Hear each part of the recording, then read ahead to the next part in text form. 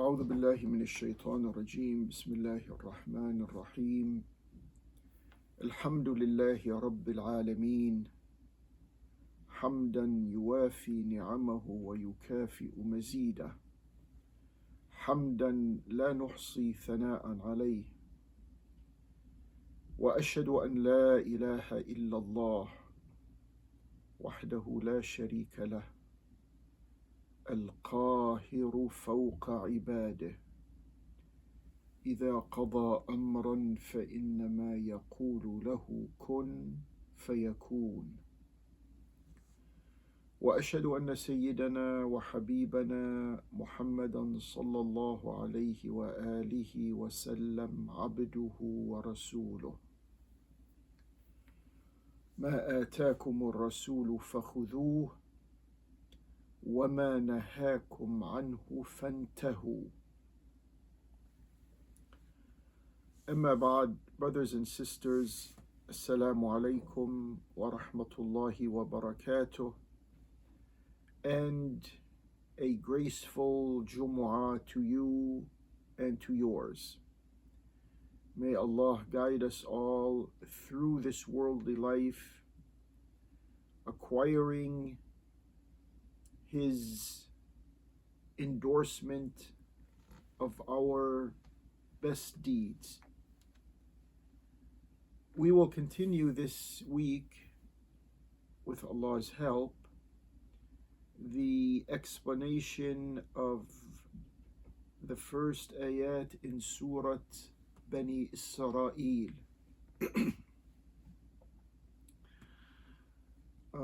We reached the ayah فَإِذَا جَاءَ وَعْدُ الْآخِرَةِ لِيَسُوءُوا وُجُوهَكُمْ وَلِيَدْخُلُوا الْمَسْجِدَ كَمَا دَخَلُوهُ أَوَّلَ مَرَّةٍ وَلِيُتَبِّرُوا مَا عَلَوْا تَتْبِيرًا.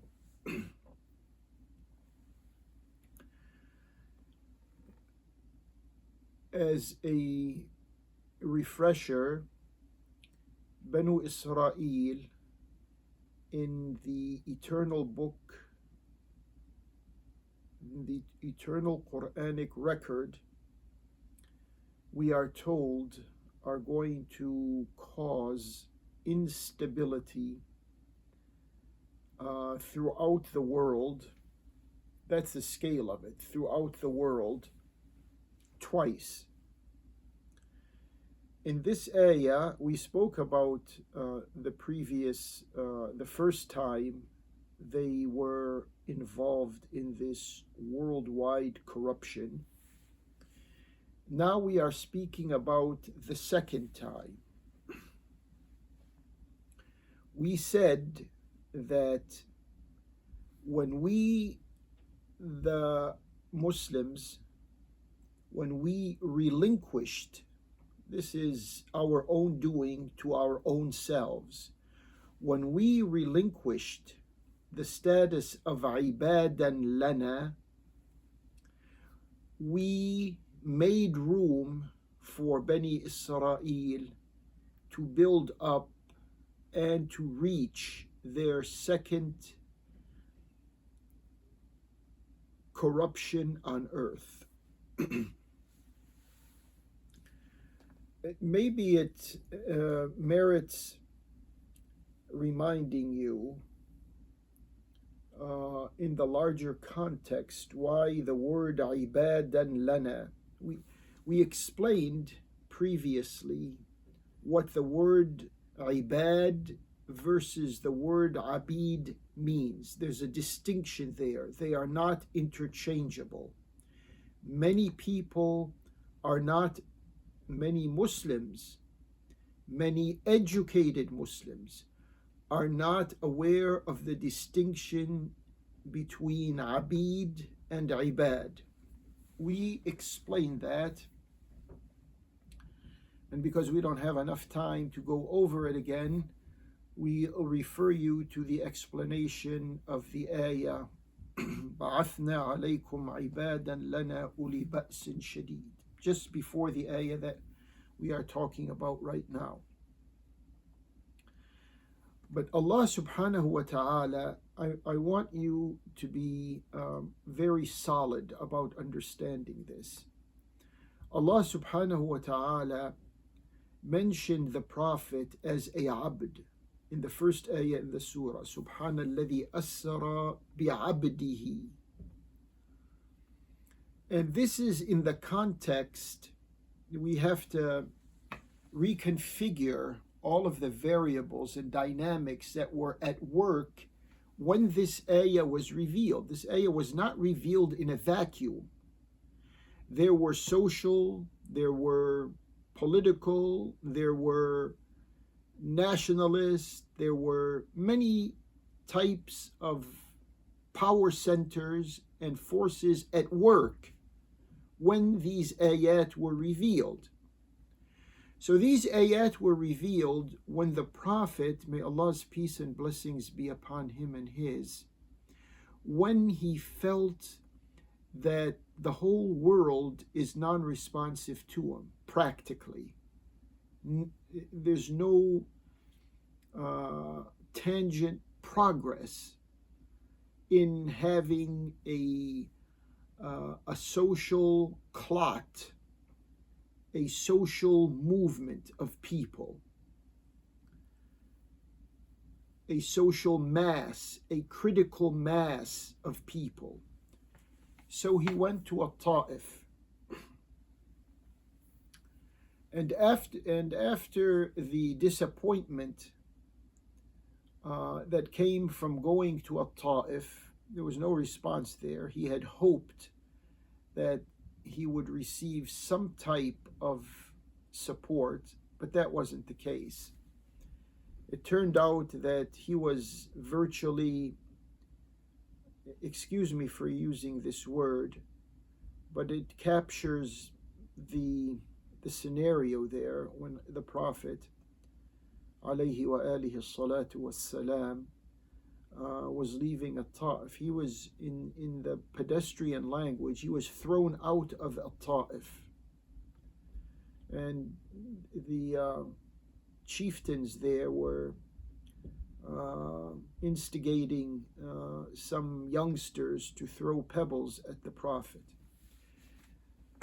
And the Prophet said his most remarkable dua, Allahumma ilayka ashku ضعف قوتي وقلة حيلتي وهواني على الناس يا أرحم الراحمين أنت ربي وأنت رب المستضعفين فإلى من تكلني إلى غريب يتجهمني أم إلى عدو ملكته أمري إن لم يكن بك علي غضب فلا أبالي ولكن عافيتك هي أوسع لي أعوذ بنور وجهك الذي أشرقت له الظلمات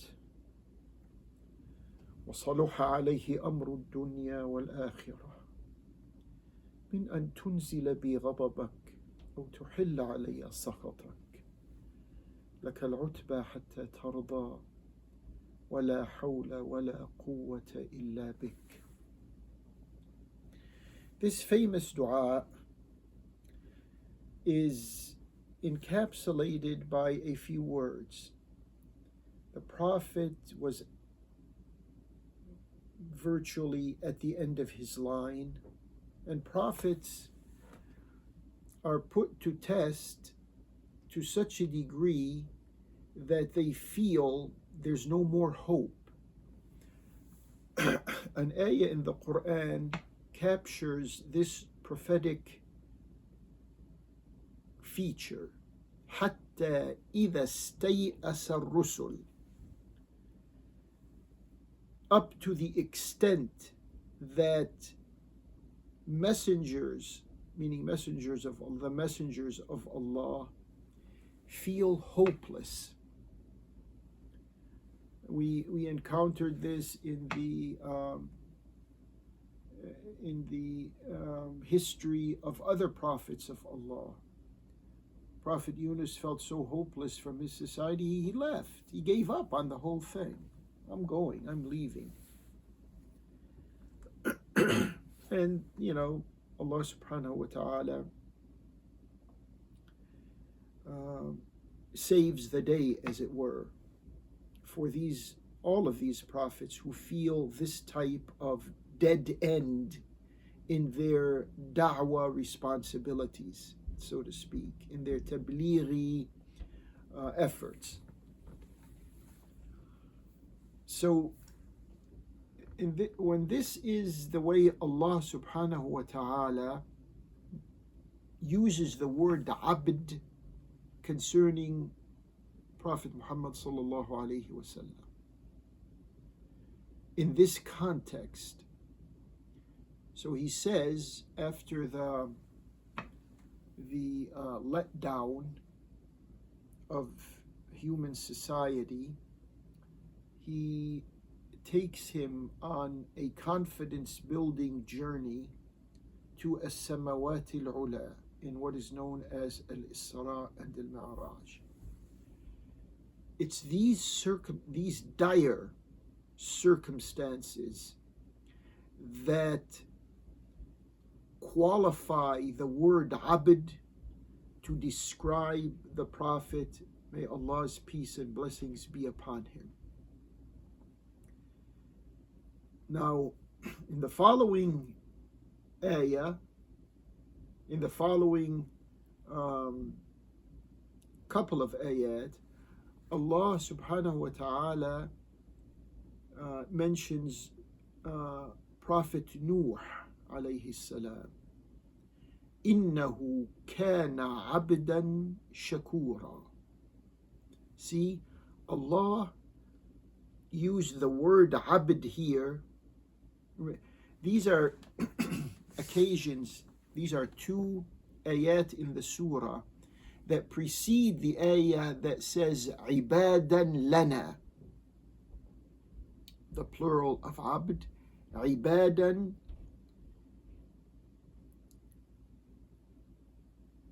dedicated, subordinates, conforming specifically to us, meaning to Allah Jalla wa Ala.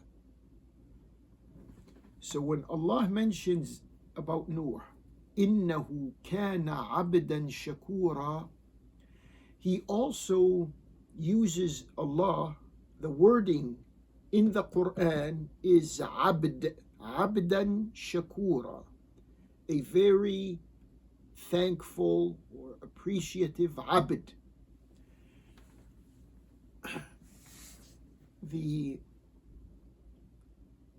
The fact that has to be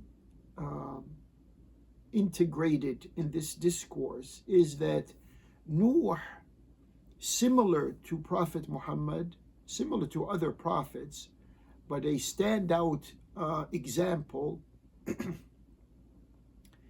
is parallel to the dua that Prophet Muhammad expressed upon his virtual expulsion from Ta'if, what I just mentioned, Allahumma ilayka ashku dha'fa quwwati wa qillata hilati. O Allah, to you I complain that my wherewithal is very limited. I'm of a sparse maneuverability. I have no other options left to me. I can do nothing more than what has already been done. More or less, this is the general trajectory of the dua. Nuh, as I said, parallel to that, because in both of these instances, the word abd is used. In the case of Nuh, remember when Nuh, I reckon in Surah Nuh, فَدَعَى نُوحٌ رَبَّهُ أَنِّي مَغْلُوبٌ فَانْتَصِرْ. Nuh oriented himself towards Allah with a dua saying, I am defeated. Nuh vis-a-vis his people and his communication of Allah's message to them, he confesses, I am defeated. I am overwhelmed. I am vanquished. Inni maghloob.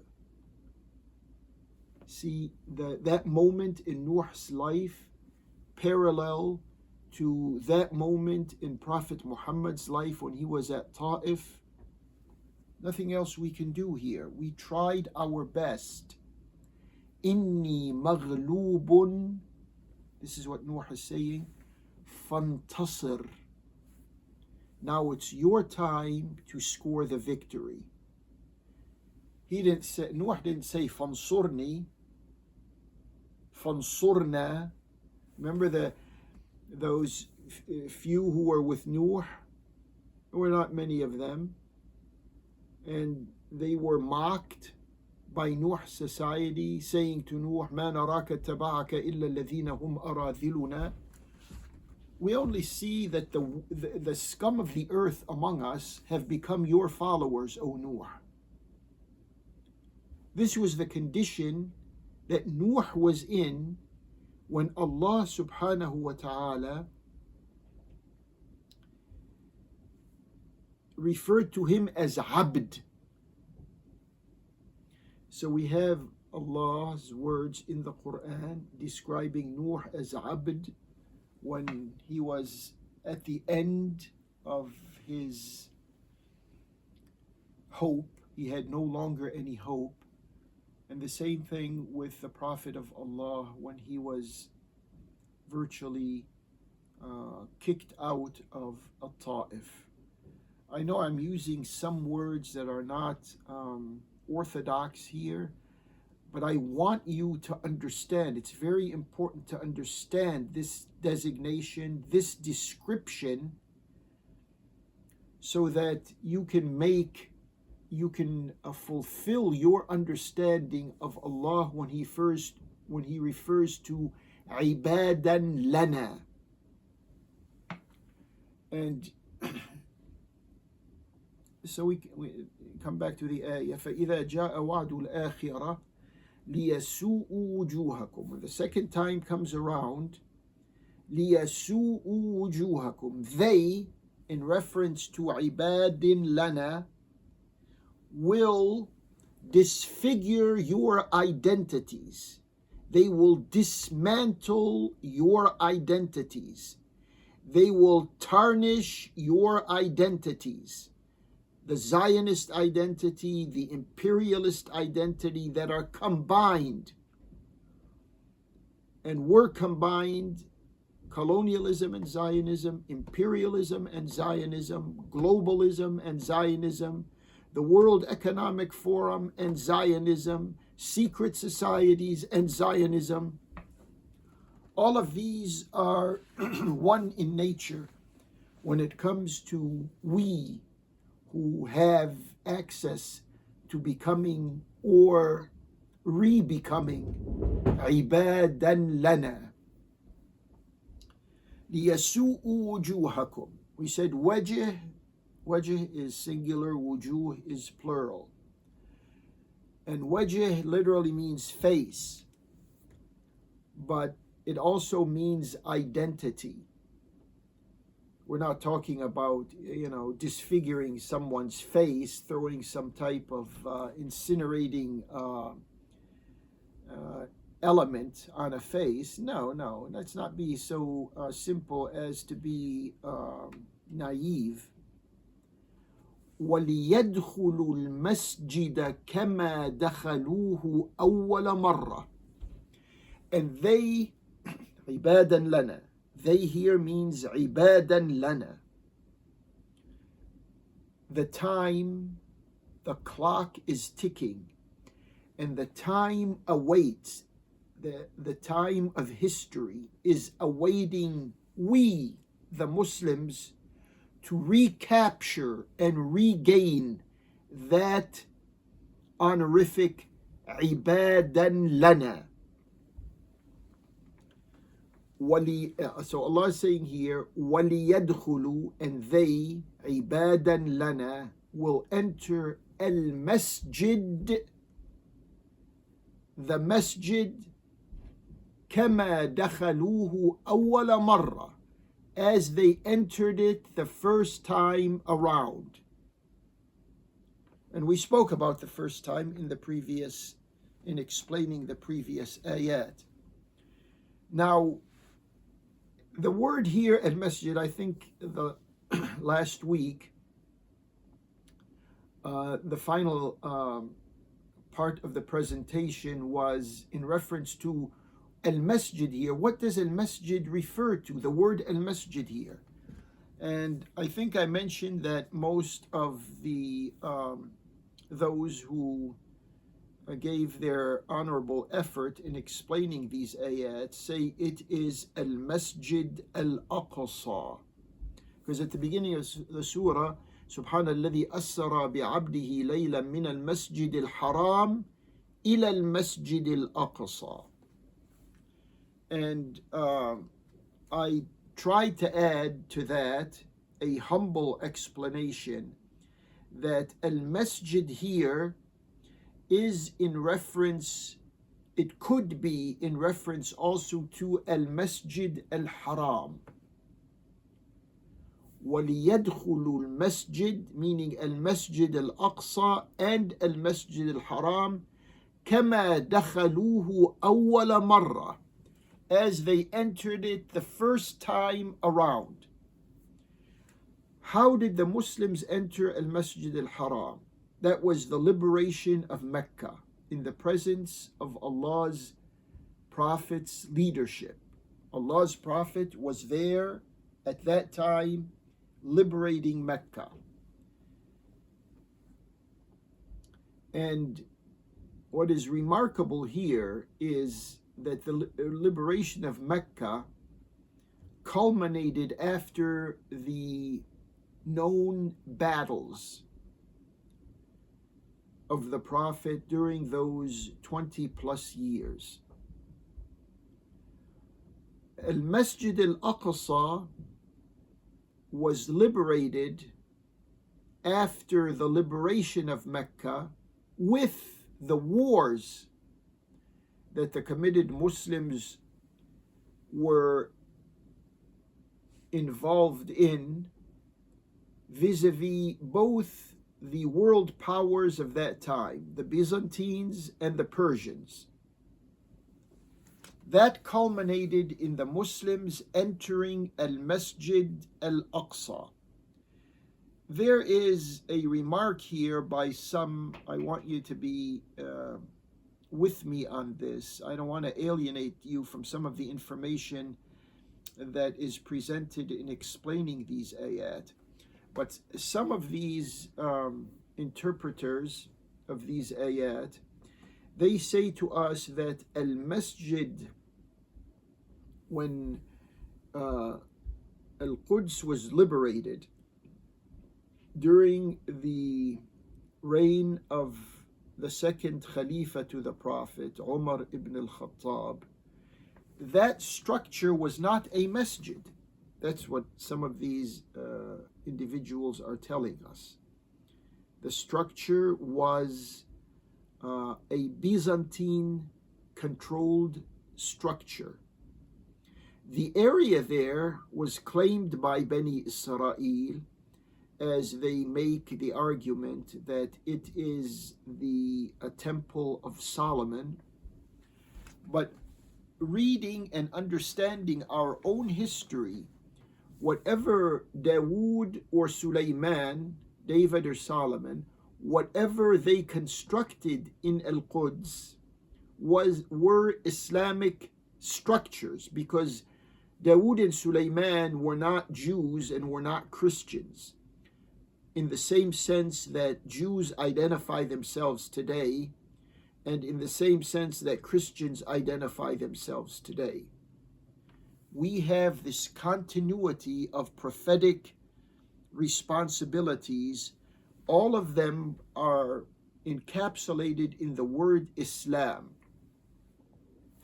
So if they had a place dedicated to the consciousness of Allah called a masjid, then it is a masjid.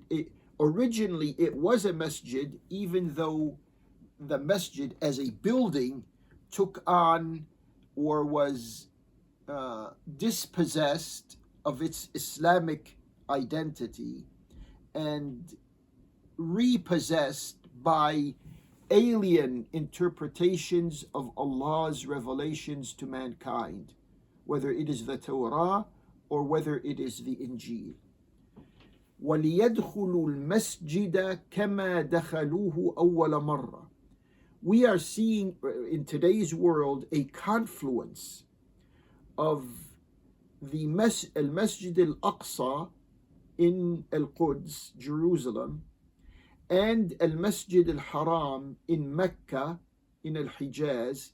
We are seeing both of these masajid being stripped of their vitality, of their activism, reduced just to ritualistic designations, with right now a drive by Bani Israel to actually possess Al-Masjid Al-Aqsa.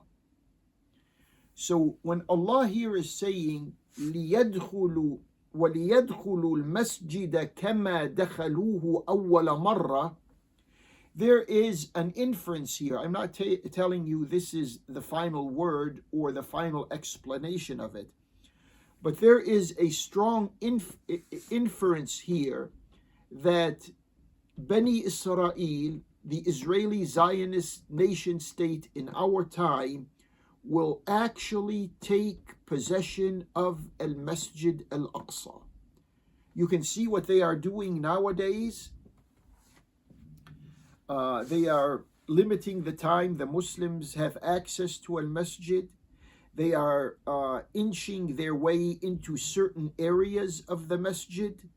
They are claiming that their archaeological digging that has been going on for decades now is proving to them that this is the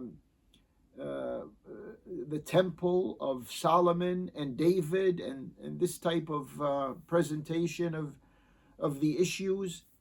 So don't be surprised, short of we, the committed Muslims, short of we becoming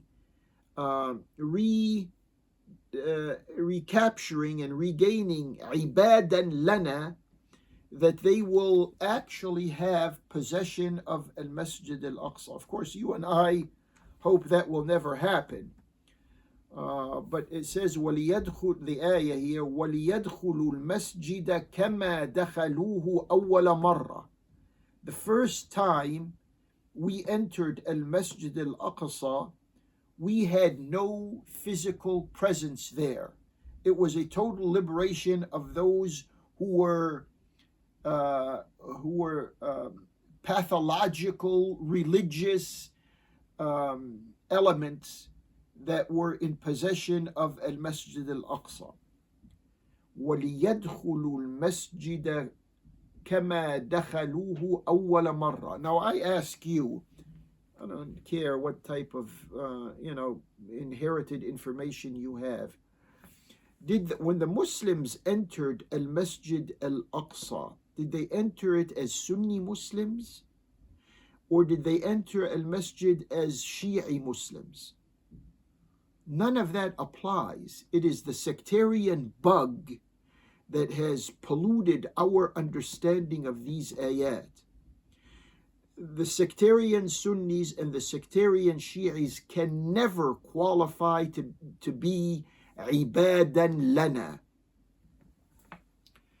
The problem is, and this is a problem of connectivity or continuity, sectarianism, as the uninitiated and ill-informed sectarians think. Sectarianism is not an issue of whether someone prays with their hands to their side or their hands in front of them.